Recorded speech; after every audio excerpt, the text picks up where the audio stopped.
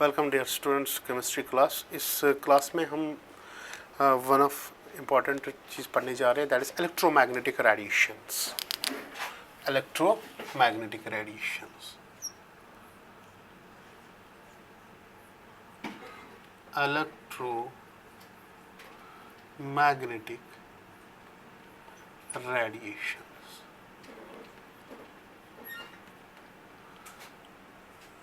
First of all, I will tell you why we study this electromagnetic radiations. हम क्यों पढ़ रही है इलेक्ट्रोमैग्नेटिक रेडिएशंस, इस चैप्टर में क्यों पढ़ रहे हैं? हम तो एटॉमिक स्ट्रक्चर पढ़ रहे थे, तब जाके हमने इलेक्ट्रोमैग्नेटिक रेडिएशंस का क्यों अब जिक्र कर रहे हैं यहाँ पे? बिकॉज अगर हम यहाँ पे देखेंगे, स्ट्रक्चर ऑफ एटम में सबसे ज़्यादा योगदान अगर किसी चीज़ का है वो इसी लाइट का है। That is interaction of light with matter. उसी ने सब कुछ हमें लगभग हम सारी चीज़ें एक्सप्लेन कर पाए कि एक इलेक्ट्रॉन किस तरीके से एक एटम में रहता है। मीन्स अगर यहाँ पे देखेंगे, इसी कारण हम यहाँ पे इलेक्ट्रोमैग्नेटिक रेडिएशंस पढ़ रहे हैं। It is because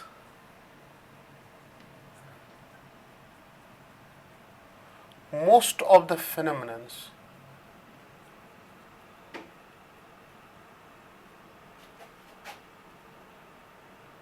inside an atom is solved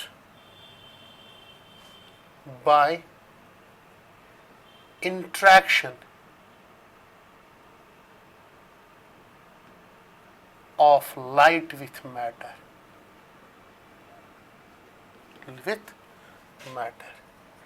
यही कारण है कि हम इलेक्ट्रोमैग्नेटिक रेडिएशंस की बात करें। अगर मैं आपको ऐसी टेक्निक्स बताऊंगा जिससे स्ट्रक्चर ऑफ एटम सॉल्व हो गया, यानी कि model of an atom solve हो गए उससे, जैसे हमारे पास टेक्निक एक है इंफ्रारेड स्पेक्ट्रोस्कोपी। ये एक टेक्निक है। ये कौन सी लाइट यूज करता है? इंफ्रारेड। यहां हमारे पास है that is called as microwave spectroscopy. Microwave की बात करेंगे, इलेक्ट्रोमैग्नेटिक रेडिएशन थर्ड वन। उसके बाद भी हमारे पास है दैट इज अल्ट्रावायलेट स्पेक्ट्रोस्कोपी। या आपको पता है एक चीज that is very important, X ray crystallography, जिससे आप क्या स्ट्रक्चर बता सकते हो कैसा है। तो ये टेक्निक्स अगर यहां पे देखेंगे, ये टेक्निक स्किन के जरिए, ये तभी पॉसिबल है जब लाइट प्रेजेंट होगी। क्या होगी? लाइट प्रेजेंट होगी। अगर लाइट प्रेजेंट नहीं होगी तब जाके ये टेक्निक्स भी पॉसिबल हमारे पास नहीं थी। तो इसीलिए अगर हम यहाँ पे बताएंगे, जितने भी फिनोमेनन्स, या हम बोलेंगे ऐसे कि स्ट्रक्चर ऑफ एन एटम को ढूंढने के लिए लाइट का बहुत ही बड़ा योगदान है। लाइट ही का बड़ा योगदान है।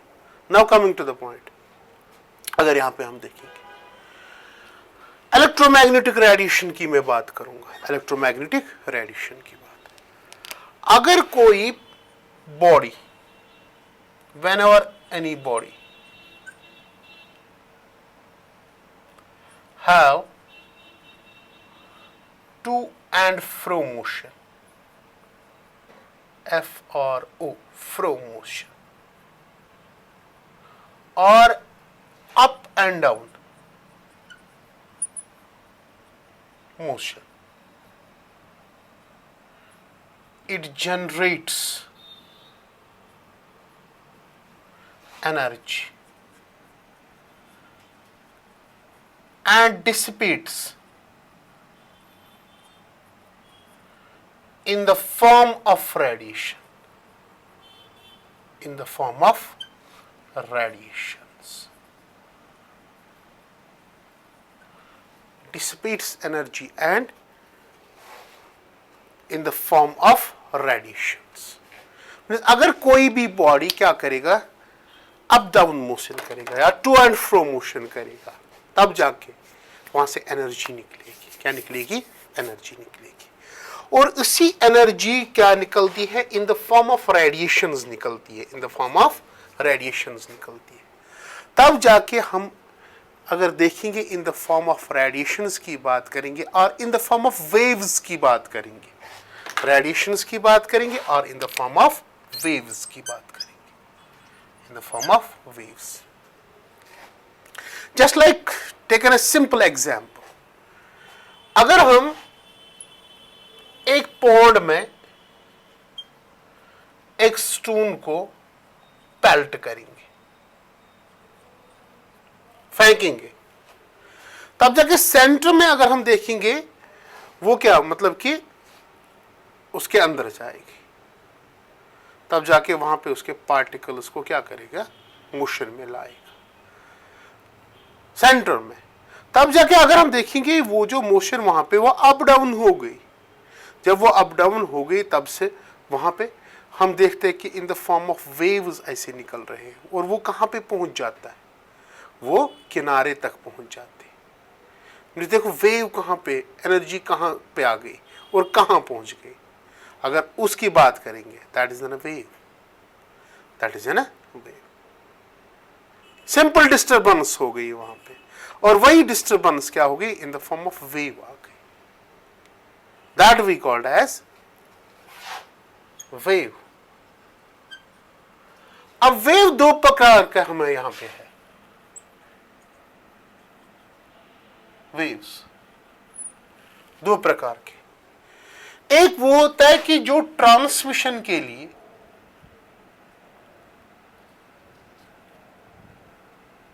मटेरियल मीडियम ढूंढता है. ट्रांसमिशन के लिए क्या ढूंढता है? Material medium.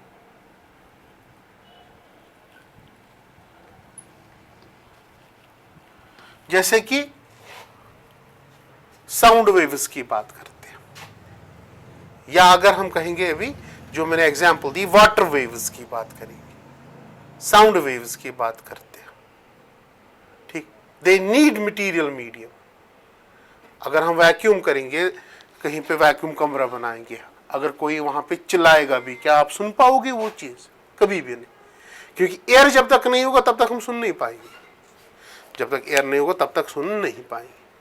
तो ऐसी वेव्स जो मटेरियल मीडियम पे मुनस्सिर है एक जगह से दूसरी जगह ट्रांसफर होने में, that we called as materialistic waves. materialistic waves that needs material medium for transmission from one part to another part. कुछ ऐसे waves हैं, they do not need any materialistic medium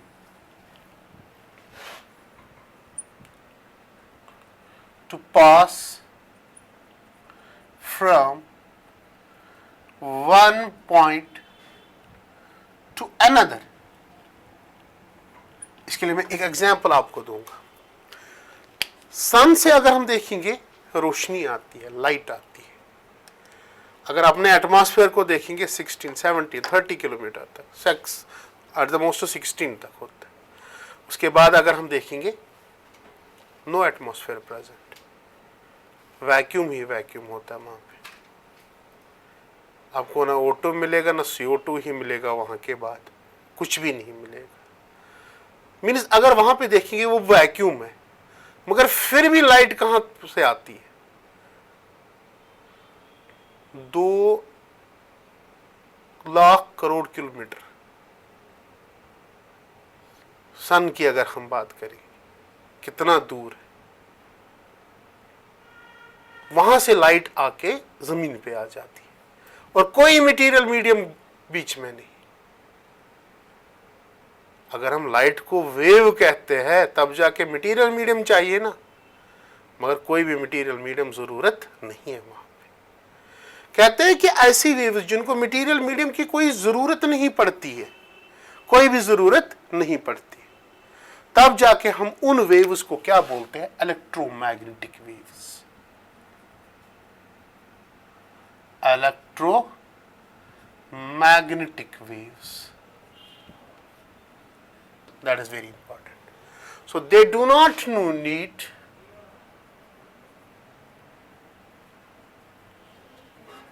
any medium,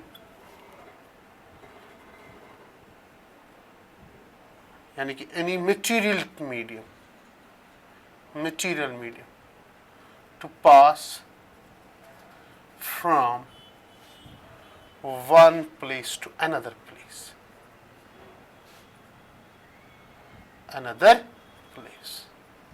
कोई भी material medium नहीं चाहिए। जैसे हम कहेंगे हमारे पास बहुत सारी ऐसी वेव्स है, यानी कि रेडिएशंस है, जिनको हम इलेक्ट्रोमैग्नेटिक रेडिएशन कह सकते हैं। जैसे हमारे पास एक रेडिएशन है जिसको हम बोलते हैं कॉस्मिक रेज, ये second one gamma rays, third one ultraviolet rays, fourth one X-rays, fifth one visible rays, sixth one infrared rays, seventh one far infra red rays, eighth one microwaves, ninth one radio waves, ये सारे ऐसी waves है जिनको कोई material medium नहीं चाहिए to pass from one place to another place. इसीलिए इन सारे वेव्स को हम कौन सी वेव्स बोलते हैं? Electromagnetic waves. अगर यहां पे देखेंगे ये इलेक्ट्रोमैग्नेटिक वेव्स जनरेट कैसे होती है? Generation of these electromagnetic waves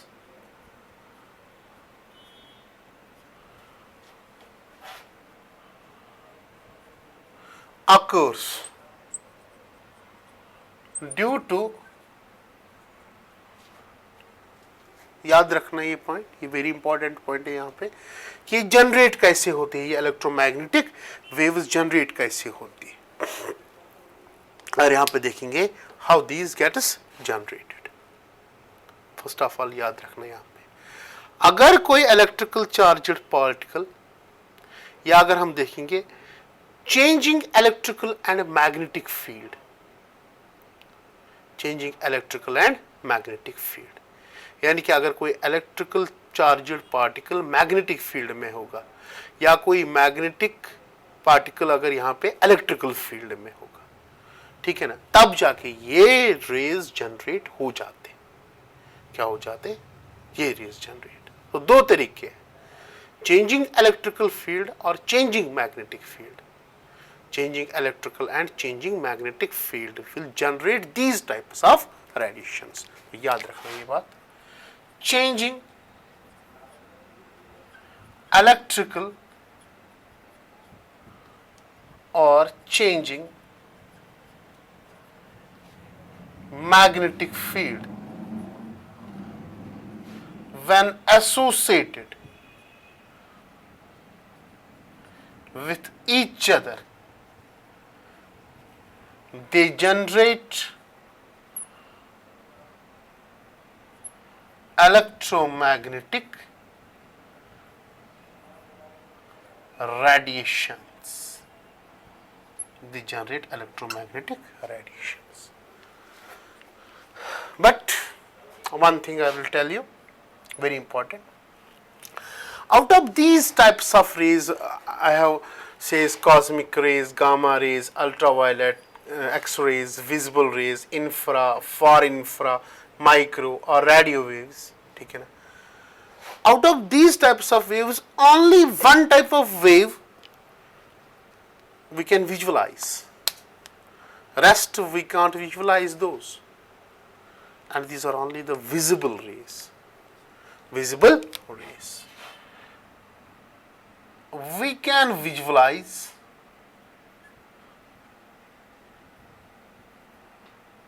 only one type of electromagnetic